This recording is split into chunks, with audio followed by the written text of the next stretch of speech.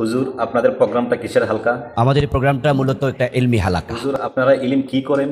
আমরা সবসময় এলেম বিতরণ করি, ওয়াজের ময়দানে, জুমার খুতবায় অথবা ক্লাসে। তাহলে কওমি আলেম মুফতি রিজওয়ান রফিকি সাহেবের আহ্বানে আলোচনায় বসেন। আমরা আপনাদের উভয়জনের আলোচনা শুনে অনেক উপকৃত হব। আপনাদের ইলিম অর্জনের জায়গাটা কি? কিন্তু এলেম অর্জন করার জায়গাটা আমাদের জন্য অনেকটাই সংকুচিত। যদি সংকীর্ণ হয়ে থাকে তাহলে কওমি আলেমদের কাছে আসেন, আলোচনাগুলি শুনেন, তাদের কাছ থেকে অনেক উপকৃত হতে পারবেন। কারণ হলো কওমি আলেমদের কাছে কোরআন হাদিসের জ্ঞান সবচেয়ে বেশি এবং বিশুদ্ধ। হুজুর, আপনাদের এটা কিসের জন্য? তো মুফাসসির জন না না না, হুজুর, মুফাসসির হতে গেলে, মুফাসসির হওয়ার জন্য, প্রকৃতপক্ষে মুফাসসির হওয়ার জন্য যে 17-18টা গুণ আছে, 17-18টা ইলিমের প্রয়োজন, আপনাদের এই মুফাসসির জুন পরিষদের ম্যাক্সিমাম মানুষের ভিতরে নাই। আপনাদের একজন আলোচক আছে তারেক মনোয়ার সাহেব, উনি তো মুফাসসির হওয়ার কোনো যোগ্যতা রাখে না, বরং উনি মুফাসসিরে 90 সাল। এরকমভাবে আপনাদের এই অঙ্গনের মধ্যে তো প্রকৃত মুফাসসির খুঁজতে গেলে এবং কওমি আলেমদের সামনে আলোচনায় বসতে গেলে একজন কেউ খুঁজে পাওয়া যায় না, এমনকি আপনাকেও খুঁজে পাওয়া যায় না। কারণ আপনি নিজেও জানেন আপনার ভিতর ইলিম শূন্য, খালি। এই জন্য মুফতি রিজওয়ান রফিকি সাহেব যখন আপনাকে আহ্বান করে কোনো একটা বিষয়ে আলোচনা করে জাতিকে সমাধান একটা জায়গা উপহার দেওয়া, তখন আপনাকে আমরা আলোচনার মধ্যে খুঁজে পাই না।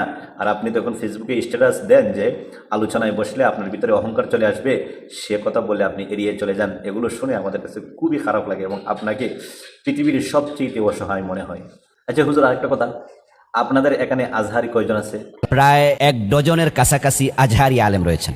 মাশাল্লাহ মাশাল্লাহ। তো হুজুর, আপনি একটা কথা বলছেন যে আমরা আরও অন্যান্য ইলমওয়ালা কওমি আলেম ভাইদেরকে বলবো, উনারাও যেন আমাদের সাথে আসেন, উনারাও আমাদেরকে এলেম দিয়ে উপকৃত করেন। আমরা শিখতে চাই, জানতে চাই, এবং আমাদের যদি কোনো ভ্রান্তি থাকে, কেউ সংশোধিত করে আমাদের, সেটা আমরা সংশোধনও হতে চাই। আপনাদেরকে যদি কেউ সংশোধন করে দিতে চায় তাহলে আপনারা সংশোধন হয়ে যাবেন। খুবই সুন্দর একটা কথা বলেছেন। আপনার কাছে আমার সম্মান, শ্রদ্ধা আর সবচেয়ে ভক্তি রেখে আপনার কাছে বলতে চাই, আপনাদের সাথে আমাদের কিছু ইখতিলাফি মাসআলা আছে, সেগুলো যদি আপনারা মুফতি রিজওয়ান রফিকি সাহেবের সাথে আলোচনায় বসে, অথবা লুৎফর রহমান ফরাইজি সাহেবের সাথে আলোচনায় বসে, অথবা মুফতি রাজাউল করিম আবরার সাহেবের সাথে আলোচনায় বসে যদি আপনার আর আমাদের ইখতিলাফি বিষয়গুলি সমাধান করে ফেলেন, তাহলে আমরা এবং আপনারা একই রাস্তায় চলবো, এটা খুবই সুন্দর হবে। সুতরাং আপনি, বিশেষ করে আবুল কালাম বাজার আজাদ সাহেব হুজুর, আপনার কাছে আমার সর্বোচ্চ আবেদন, একটা বারের জন্য, অন্তত একদিনের জন্য, 1 ঘন্টার সময়ের জন্য হলেও আপনাদের জুন মুফাসসির পরিষদের যত লোক আছে তাদের মধ্য থেকে যে কোনো একজন 1 ঘন্টা, বিশেষ করে আপনাকে চাই, আপনি 1 ঘন্টার জন্য মুফতি রিজওয়ান রফিকি সাহেবের সাথে আলোচনায় বসেন। এটা আমরা জাতি খুব উপকৃত হব। আপনি অনেক সময় দেখছি ওয়াজে খুব সুন্দর সুন্দর কথা বলে, নিজেকে বড় পণ্ডিত বলে সাব্যস্ত করেন। সুতরাং আমরা চাই একটা ডিবেট অন্তত আপনি করেন, আপনার ভিতরে কী আছে সেটা আমরা দেখব।